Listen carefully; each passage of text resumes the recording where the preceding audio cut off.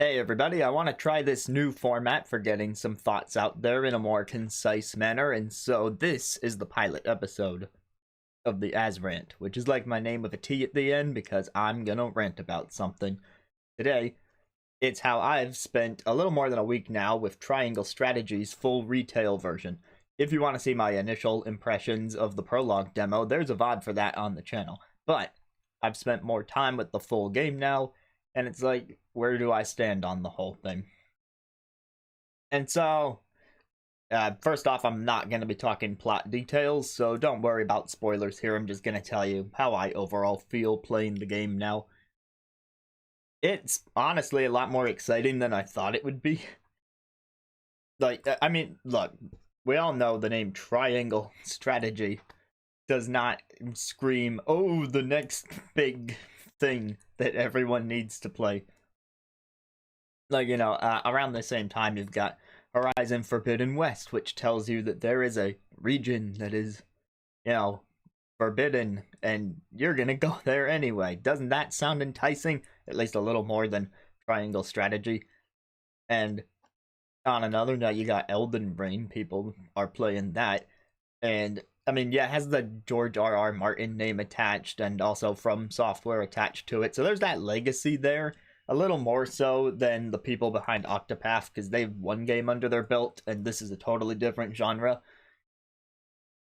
So, yeah, I haven't heard the most fanfare for this. It's not doing badly in sales by any means, but it's not what I wouldn't say it has all the discourse that those other games I mentioned do. And now Kirby's on the horizon, not in the Forbidden West, but still coming.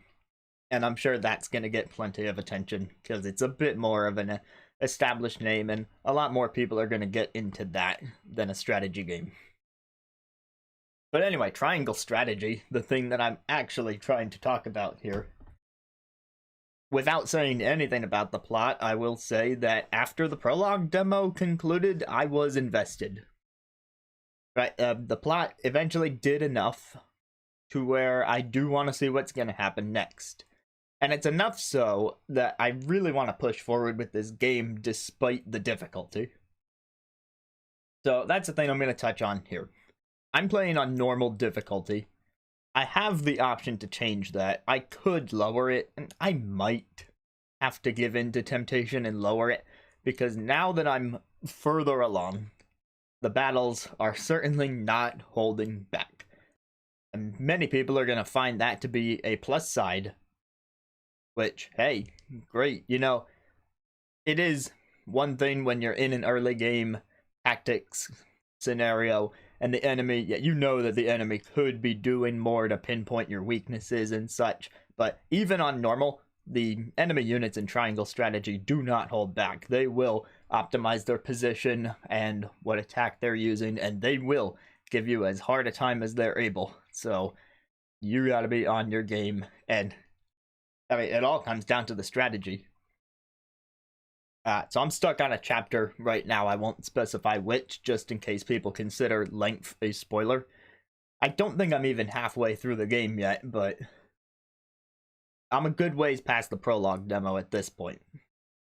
And the last 3 battles, including the one that I'm stuck on now, the last 3 have all taken me numerous tries to get through. Even with being at the recommended level of the game. There is a grinding option. Like, when you're not in a battle, you can go to a place called the Encampment, and you can take on mental mock battles, and those are your unlimited training battles, where, even though they're mental, you do walk away with money and other resources to upgrade your characters, so if you feel like you need to stock up on items or give another character an upgrade to get through a fight, you can always head there. I mean, the game is not exceptionally punishing when you're defeated. You get to keep your experience, although you will lose items that you have utilized. So, worst case scenario, you lose a battle and you go train up and you try again. Or you lower the difficulty and you try again, which is what I'm thinking about doing. So, the 2 battles before this one, I was eventually able to adjust my strategy think about it in a new light. Once I did a bit of self-reflection and tried something new, I actually got through the battle of my own merit. And I'm proud of that. Like, the good thing about difficulty is that when you do beat it, you're gonna feel real proud of yourself. The bad thing is that until you beat it, you're kind of stuck in the same place, which is unfortunately because I really want to see what's gonna happen next in the plot. So, yeah, I'm torn about whether or not to lower the difficulty or not. But the enemies are doing their job. I gotta give them credit there. No one feels stupid. Right, like, not, oh, why didn't you just finish off the guy with 1 HP left? No, they'll totally pick off the guy with 1 HP left, or something to that effect. And speaking of characters, let's talk about our group of protagonist characters. I feel like they're all pretty likable in their own way. I haven't hated anyone on the protagonist side. You know, naturally, you're gonna find people to hate on the antagonist side by design. So, no fault of the game makers there. But on the protagonist side, you've got a good variety of personalities, especially if you're taking on some optional characters into your party. Because the thing is, a lot of this game is optional. And it's an interesting design ethos. Like, let me walk you through this. The game breaks things up into phases. You have phases that are entirely cutscenes, phases that are entirely you exploring an area, talking to people, finding hidden goodies. You do have some phases for when the story branches occur. You have a phase where you try and sway people one way or the other so that they'll vote for the path you want. And of course, you've got the battle phase. So anytime you switch phases, you get exited back out to the world map in case you want to save or visit your encampment. And while you're there, you'll see that there's plenty of optional stuff. So let's say you're in a cutscene phase, and the next step in the story is just to watch the cutscene play out. Well, there might be like 3 other cutscenes that you could go view that are taking place on the side. They're like happening in tandem with the story. And if you choose to go click on them, you can watch them. But if you don't feel like watching every little thing, or if you're doing a repeat run and you don't want to waste time on a cutscene, then you just don't click it. You just click on the red one that's required. And if it's a cutscene you've already seen, you can of course fast forward or skip it altogether. So it's very conveniently designed in that regard. But it does feel a little weird that every time you want to move from one cutscene to the next, you gotta go back out to the world map and select where the cutscene is happening. It's especially weird when you have 2 consecutive cutscenes that take place in the same spot and you think to yourself, I mean, I guess they wanted to build in a break in case you wanted to save before you saw the next part of the story. It, you know, good and bad, but it's a little weird how it breaks the flow in some cases. So in addition to having optional cutscenes, you eventually get the ability to have optional recruitment. If you meet certain requirements that I haven't looked into, so I can't tell you what they are, but story progress, other units that you've recruited, maybe paths that you've taken, I don't know.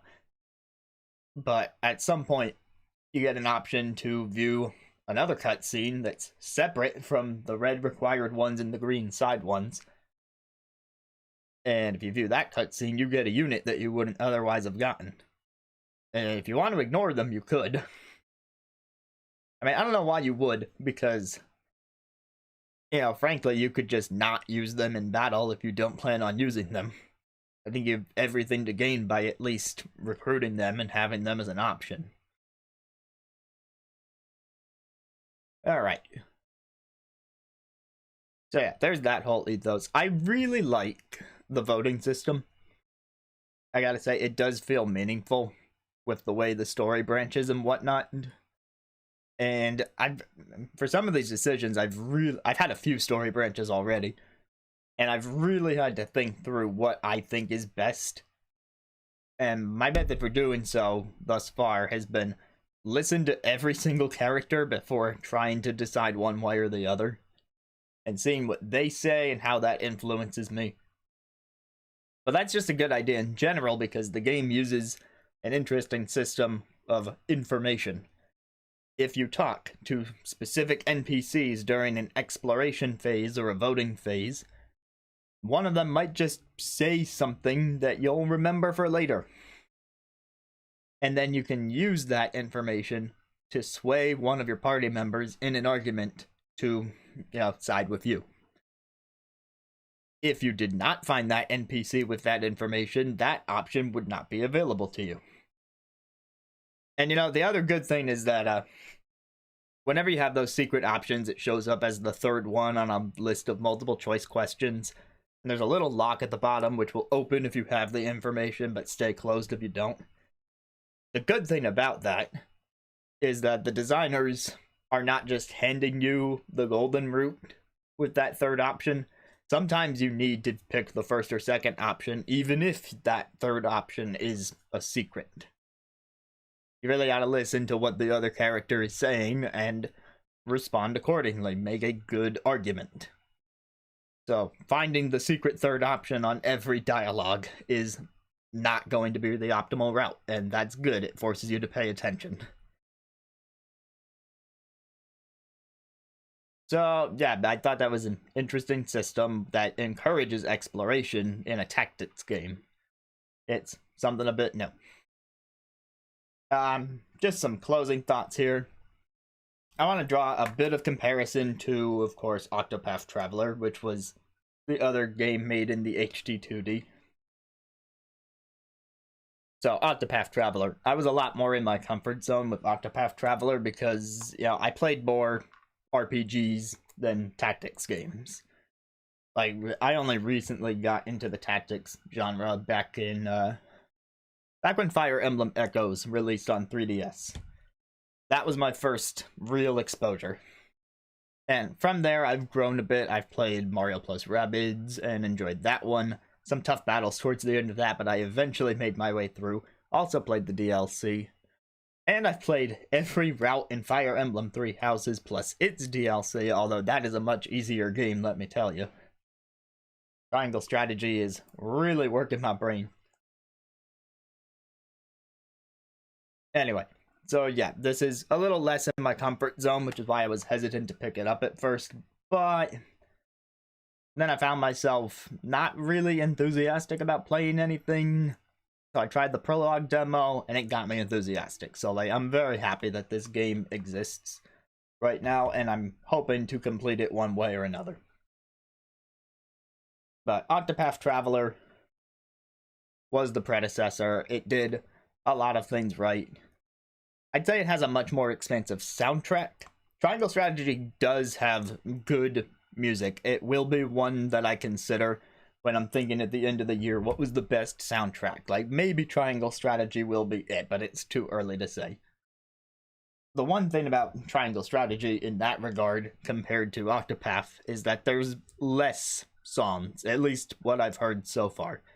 I've heard a lot more songs getting reused, like the same song plays every time you go to the encampment, the same song plays for every training battle, and there's plenty of training battles. But there's also some interesting choices with the OST, like how if you lose enough units in a battle, the song will automatically adjust to something that evokes more dire straits. So it really keeps you on edge. Like, the OST is doing good things, and I don't want to sell it too short right now. And on one final note, as you can tell, this is very unstructured. It's why I'm calling it the rant.